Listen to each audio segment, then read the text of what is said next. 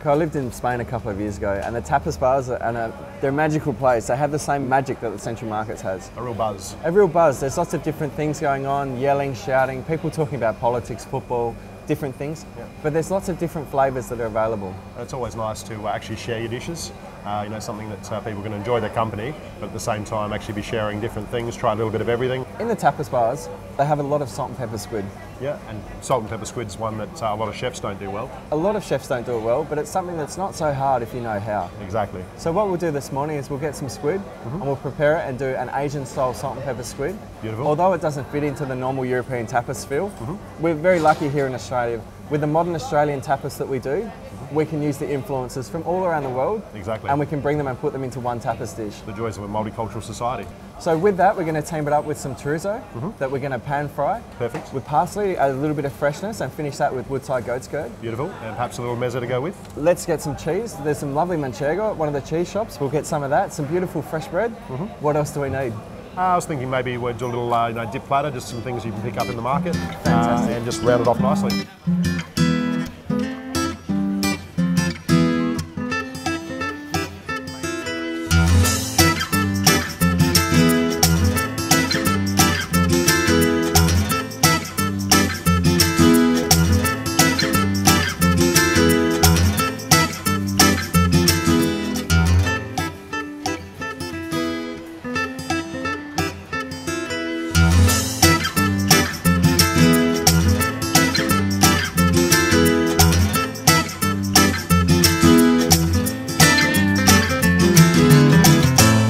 Hola Nick, let's tapas. Hola Marco, let's do this. So up here we've got some fresh squid. So we'll bring it down to the chopping board. We're going to cut the tentacles off like that, put them back into the board. And what's the advantage between fresh over frozen? Fresh is always best, and this is South Australian squid. Fantastic. So we'll just pull the head out and we'll get rid of that. Right, we'll start on its back, and what we're going to do is we're going to scrape the skin off the squid. And the other wing, what we're going to do then is pull the wings off. You get underneath it and pull it off like that. Get into the other side of it as well. What you can do is you can put your knife in, then hold the wing, just leverage it off. Just put the knife down the edge, the side of it, quickly pull it out like that, and then that will open up to get the rest out. And also in here, Marco, what we have is a quill. What's a quill? It's a piece of cartilage in the back of the squid that you just need to pull out. We're going to take the end off, just removing parts that are a little bit too chewy. Okay. So that's looking nice and clean.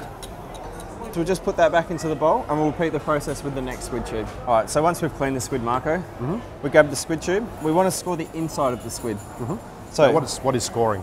So scoring is, when you eat in certain restaurants, you find that squid looks a little bit like pineapple and it curls up nicely and it looks beautiful. Score the back of it. And what it does by scoring is once it's cooked, the squid's going to roll up.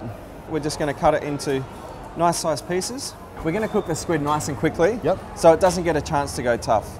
All right, and that's the squid nice and clean, ready to go. So what we'll do now is we'll prepare our salt and pepper flour. We're going to use plain flour, but also too we're going to use some corn flour. Okay, why are we using corn flour? It just helps to create a nice flour base that helps to create a natural crumb. So in that as well, we're going to put some salt and pepper. We're going to mix that in. We've also got some Sichuan pepper that we've got in the seasoning mix as well. That helps to just give it a little bit more zing to it, of course. Beautiful. All right, Marco, so we have our flour ready to go for our squid. So what we'll do now is on our chorizo. Let's do that, shall we? You can either put the chorizo into a hot or cold pan. In a cold pan, you can render more of the fats out. Or in a hot pan, you can get a little bit more of a sear on the outside of it. So into the pan, a little bit of veg oil, just a splash. We'll cut the chorizo on the angle, and that helps with presentation.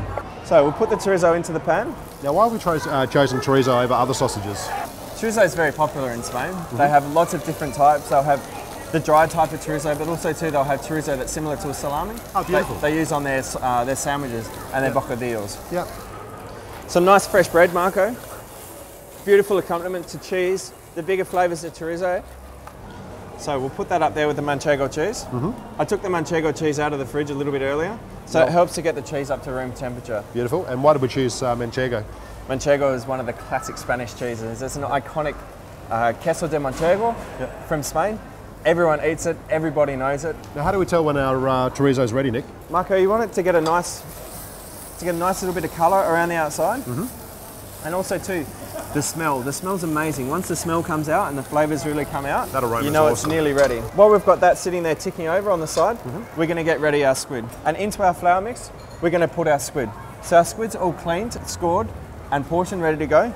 So what we'll do is put that into the flour. And what we want to do is put our hands in and massage the squid into the flour. And by rubbing it together, it releases some of the extra moisture that's in the squid and creates a natural crumb. But it's very important too, we want to get the excess flour off the squid. So what we've got is we've got a basket that we can just put the squid into. This just helps to shake off the extra flour. We're going to put into the deep fryer basket. This is at 180 degrees. Did you want to drop the squid? Just give the basket a little bit of a shake. So if you pull it up a little bit now, Marco, you can see the pieces that we scored, they're starting to curl up. It takes about a minute. So if we pull that up and drain it now, so we've got that sizzling along, nice colour, crispy on the outside. And what we're going to do is we're just going to throw a little bit of fresh parsley in there. We're not even going to worry about chopping it. This is nice and clean. Yep. And we're just going to tear it up as we put it in there. Would you be able to put the squid into that bowl for me, Marco? My pleasure. We're going to add a little bit more salt and pepper. So we had the salt and pepper in the flour mix as well. Coriander, same deal. We're not going to chop it, we're just going to pick it, tear it with our fingers. A little bit of spring onion, and then some chilli as well. And then we'll serve it in a bamboo steamer. It's a beautiful combination of colours and flavours. A little bit of fresh lime. A little bit more coriander to finish that off. And that's one of our dishes done. That looks amazing, Nick. Absolutely beautiful. So we have the chorizo, which we've sauteed with the parsley. And what we're going to do is we're going to put that straight onto a board. Let's create some nice layers. And what's this final touch you're adding, Nick? It's Woodside goat's curd. It's a beautiful goat's curd that is made up here in the Adelaide Hills. Beautiful. And we're just going to put a little bit on top of the chorizo. A little bit more parsley. We've got our manchego cheese ready to go. That can go on the same chopping board. Some fresh bread. Perfect. Extra virgin olive oil over the cheese. And there we go, Marco. That's our mixed tapas plate. Looks amazing. It does. There's lots of nice big flavours, big colour. And beautiful texture. But the proof's always in the pudding. Shall we try? Let's have a taste.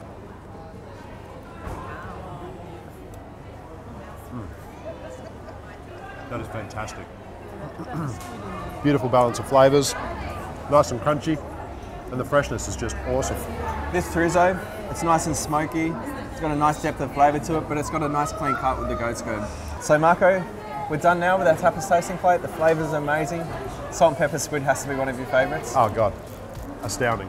So until we do it again. Always a pleasure, Nick. Thank you. Thank you.